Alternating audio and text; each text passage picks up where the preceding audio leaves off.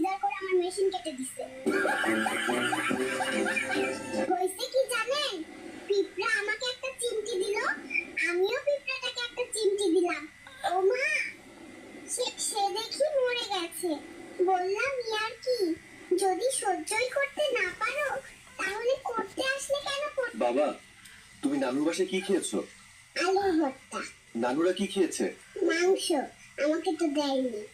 Doctor কইরা আমাদের চূড়ান্ত সাহস কেন? যারা সামান্য পাথরের লোভ সামলাতে পারেন না।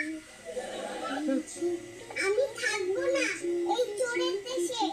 আমাকে শীঘ্রই ফেরত পাঠানো হোক।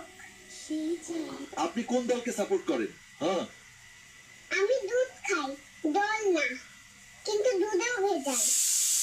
আপনি তো বেবি সংগঠনের সভাপতি, আপনার ভবিষ্যৎ উদ্দেশ্য কি? আমরা আগামী নির্বাচনে জিতলে সবার ঘরে ঘরে একটা করে ফ্রিতে বউ দিব। আচ্ছা বাবু, আমাদের মাতৃভাষা আছে কিন্তু পিতৃভাষা নাই কেন? আসলে আমাদের মা এত কথা বলে যে বাবা কথা বলার সুযোগই পাইনি।